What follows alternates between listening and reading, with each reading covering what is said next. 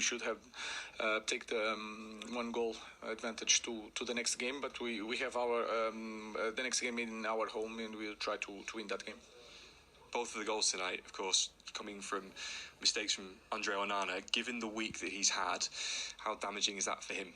Important is to focus on the next game, on the next game for the league, and then think about the second leg against Lyon. When one player has a mistake, all the team has a mistake. So we continue like that.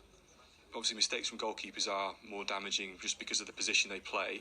Does he retain your faith? Do you maybe need to think about changing goalkeepers for Sunday and for next week? No, we continue to do the same thing. Training, seeing the games, trying to choose the best 11 to win every match. Outside of that, what did you think of your side's performance overall tonight?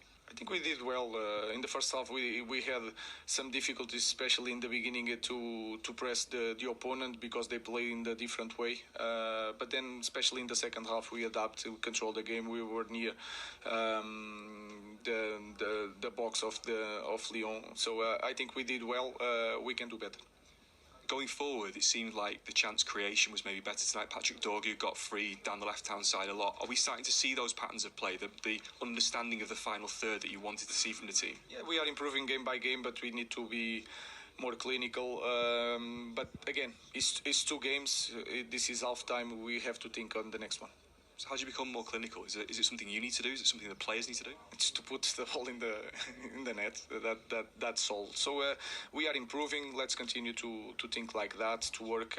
We have Premier League game Sunday against the top team, and then we have time to think about the second leg. So what can you take from tonight into that second leg?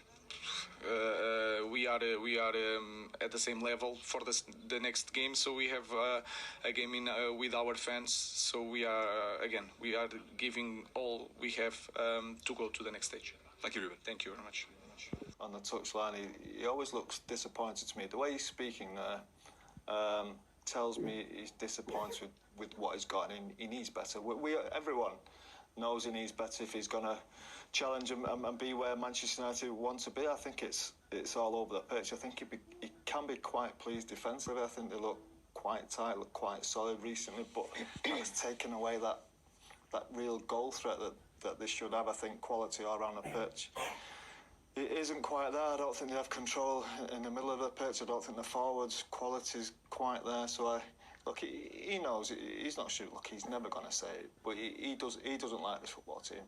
That's something I take away from that. Now, look, I might be wrong, I don't know, but the impression I get is this team is nowhere near the standard that he wants and he expects, and he'll be looking over the next, could take 2 or 3 years to get something a lot better, a lot more enjoyable to watch, a lot more attacking, a lot more quality in every area of the football pitch, and that's what he'll thrive for.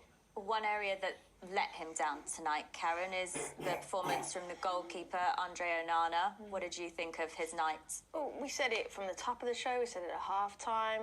You know, he's made noise this week with obviously his comments, and if you're going to do that, you have to back it up with your performances. And it hasn't been just this one-off. You know, he's made 8 errors that have led to goals in the Premier League this season. That's the most. And obviously this, for me, the bounce catches him out, he doesn't concentrate on it, and you know, this is probably the worst angle for me. And when you're away in Europe, when you've got the fans in the stadium all against you, you need your goalkeeper to keep you in the game, dig you out from mistakes. This one I'm still kind of caught up in 2 minds whether, you know, it was just a reaction shot, it's quite close and he couldn't do much to it.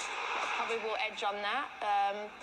But nonetheless, it's when you do a lot of talking, you have to be clean in your performance, and he wasn't tonight, and that's disappointing because, like Paul said, I think the team as a whole did defend quite well. I think his hands have to be a bit softer. Look, I'm no goalkeeping expert, but I think just soft hands just stops that ball, doesn't it? And look, he needs to be better. He's had a really poor year, and as you said, talking about other teams is probably not a wise thing to do. Amarim much better in the second half. We asked for intensity. We asked for them to play on the front foot. Sancho involved. Maduaki made an impact when he came off the bench. You know, he took his goal well, and I think we'll go with the draw and we'll try to win the game at home. Yeah. Is it more frustrating because it feels like up until that point in particular, as a team, you defended really well tonight? Yeah, we defended really well, but you know they're a good team. They're a good striker. So we need to be ready for everything. And unfortunately, we conceded the goal, and yeah. But among that, there was a nice moment for you with your first Manchester United goal. How much did you enjoy that? Yeah, of course. Didn't enjoy too much, no celebration, because it's normal, you know. We want to win, so no time for celebration. And really happy to force my first goal. We don't have the win, but it's okay. Is that just instinct when you see the shot coming from Manuel Ugarte? It seemed like you reacted so quickly to nod it into the bottom corner. Yeah, honestly, it was really quick, you know. I don't even think about anything. Just put my head, try to score, then the goal was there, so it's good. You say coming away from home, going back to Old Trafford level is a good result. What do you think you can take from the performance out there this evening into the second leg next week? I think to be together like that, defend really well. I think we did really well. You know, was compact. We tried to block every counter-attack. You know, things like that. We need to keep it and to give everything in Old Trafford. When you put in a performance like that away from home, does that give you more confidence that you can make it through into the semi-finals? Yeah, I think if you want the 2-1, we are more confident for sure. We concede this goal, you know, it's difficult, but we need to keep the heads up. And we didn't lose, so we can win at Old Trafford, of course. So we're 100 confident, yeah. Thank you, Lenny. Thank you very much. There are positives for Manchester United to take. Obviously, a draw away from home in Europe with a second leg to play isn't the worst result, but just in the way it happened, Paul, how different would that mood be in the dressing room when they could have been going back to Old Trafford with a 2-1 lead? Yeah, I think they'd have been very confident if they'd have won the game, of course, where it gives them a much better chance of going through. But if you look before the game, I think a draw would have been an acceptable result. Now, look, conceding the last minute is not ideal, and it does disappoint you. Of course it does when you